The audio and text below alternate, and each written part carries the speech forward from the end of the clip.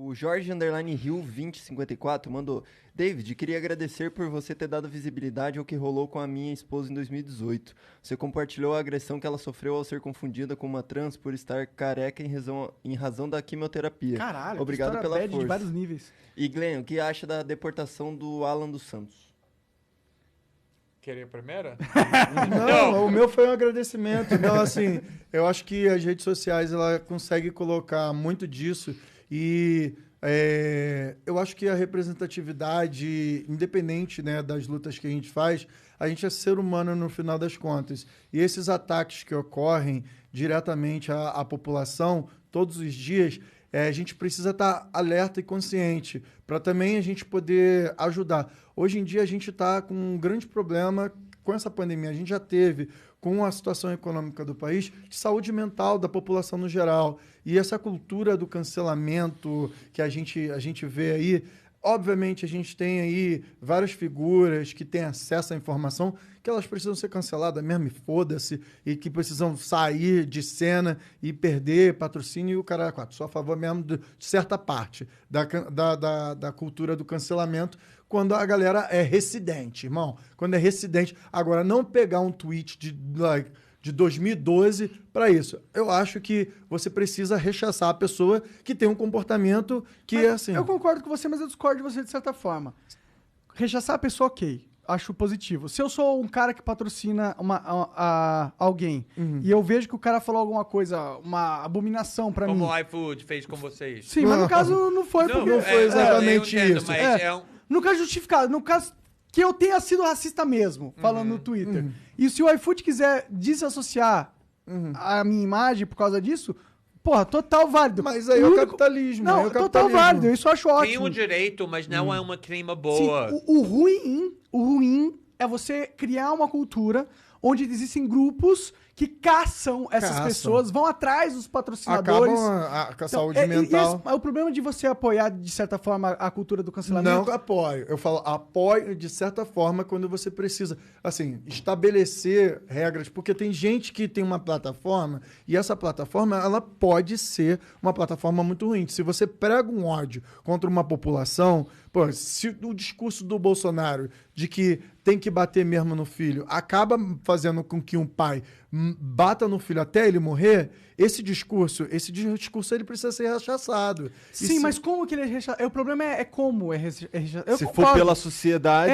E se for de uma forma orgânica. O problema é quando você tem grupos politizados que, de uma forma inorgânica, aproveitam desse fenômeno do cancelamento para ganhar ganho político. O problema da gente dar força para uma sociedade que permite esse tipo de movimento acontecer, de caça às bruxas, é porque a caça às bruxas vai acontecer.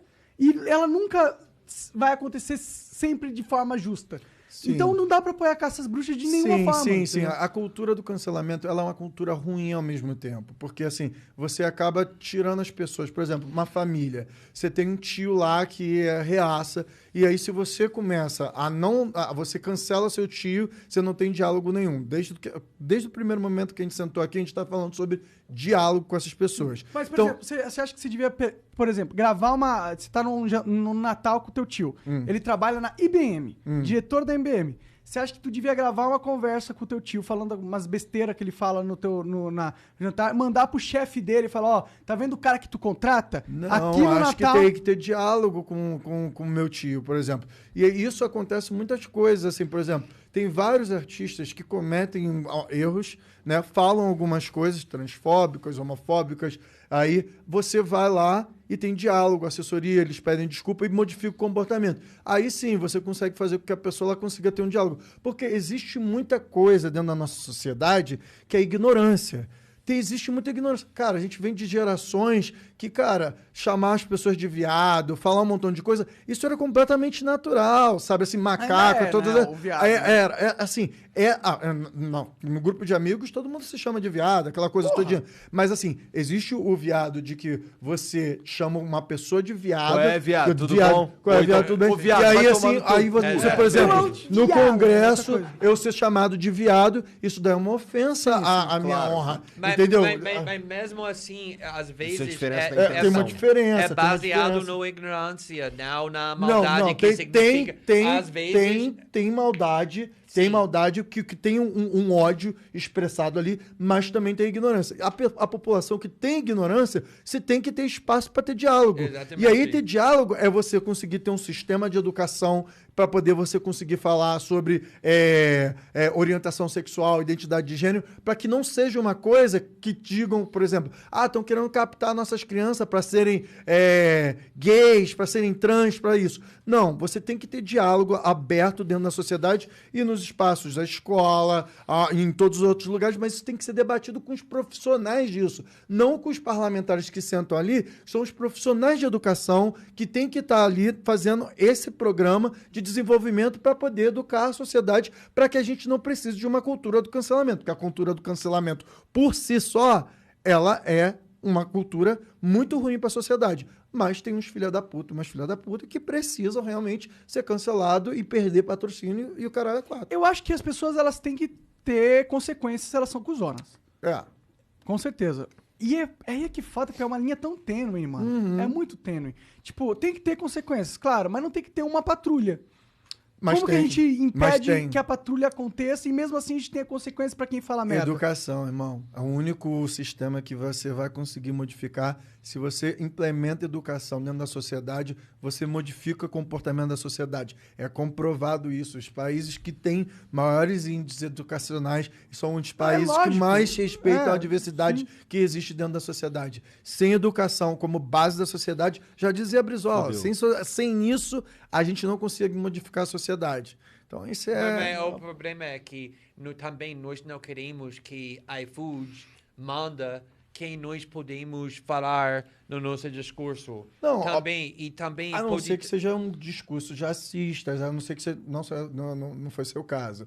Mas, assim, se você tem uma pessoa que é abertamente racista, por exemplo, o Siqueira Júnior, que foi homofóbico, que eu fiz um processo com ele, falando de todas as formas da população LGBTIA+. Então, ele estava sendo abertamente... E isso é um crime hoje no Brasil. Mas tem que ser orgânico exatamente como o Monark disse. Todas as sociedades têm limite. Posso falar sobre Orlando Santos? Claro. Para não ser acusado de fugir. Porque eu sei o seu bolsonarista falando, porque ele não tinha coragem para falar sobre isso. Eu acho, na última vez, quando eu estava aqui, que nós discutimos os perigos desse processo. Se não me engano, tá certo? Vocês não lembram? Então, eu acho que sim. Eu tenho problemas com esse processo. Porque é muito interessante, porque meu princípio durante a Vaza Jato, a reportagem da Vaza Jato que estava fazendo, não era uma defesa do PT nem Lula. Eu não estava levantando uma bandeira da Lula inocente. Minha causa durante o Vaza Jato é que para punir alguém tem que ser um processo justo, que significa que tem um julgamento com evidência, com tudo isso, exatamente o que você estava falando antes, sobre pessoas falando coisas falsas, tudo isso. E na caso do Lula não tinha o processo justo, porque o Moro o tempo todo estava trapaceando e ultrapassando todos os limites éticos.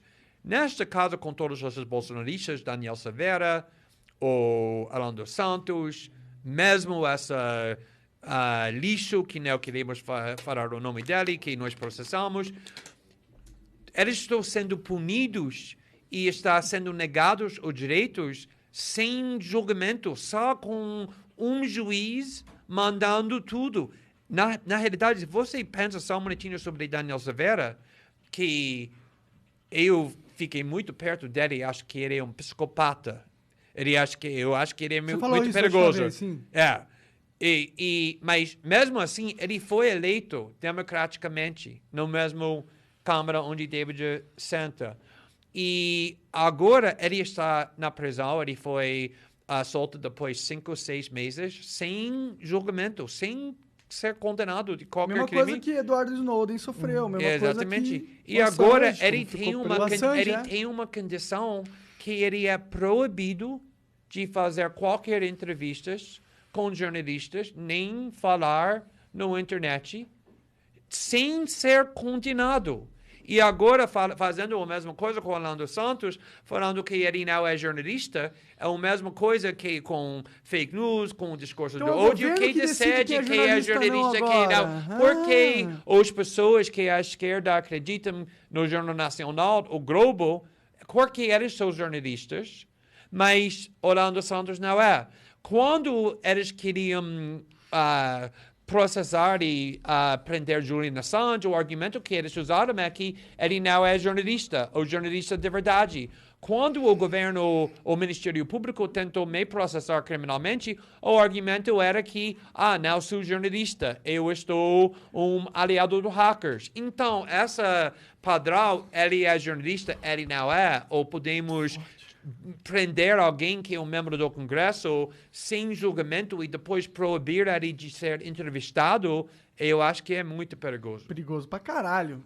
Para caralho.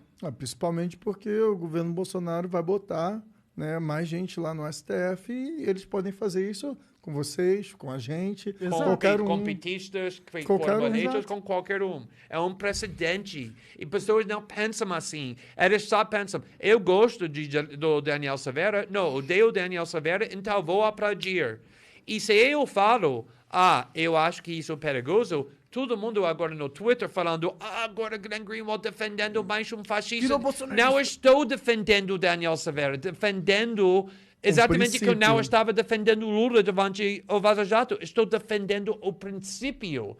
E para ter um princípio tem que ter aplicação para todo mundo, não só para pessoas que nós gostamos. É impressionante como as pessoas não conseguem perceber a diferença tão clara. Né? Tal, clara, mas pessoas não pensam assim, eles se perguntam, eu gosto dessa pessoa ou não? Se eu não gosto, isso é o fim do debate. Ele deveria ser preso, deveria ser deportado, deveria ser punido, e se você defender o princípio que ele não deveria ser punido sem processo justo, eles não podem entender que você não está defendendo a pessoa nem a ideologia. Exatamente. A mesma coisa que se você fala essa pessoa não deveria ser censurada, não significa que você concorda com a opinião que está sendo censurada. Você está defendendo a liberdade de opinião. Muitas vezes, quando você não concorda com a opinião, mas eu não entendo essa formulário, esse princípio, esse raciocínio, é tão básico. É um serrotinho na democracia. Isso é um instrumento. Você vira um instrumento, você vira uma marionete. Eles querem isso. Que você vira um gado que aceita apenas uma linha que já foi escrita e é isso. Não tem mais discussão, não tem mais evolução, não tem mais descobrir coisas novas. Já tá, tipo, parece que uma parte da esquerda e da direita já descobriram a roda do universo e não precisa mais discutir mais nada. Acabou, já entenderam, são os deuses.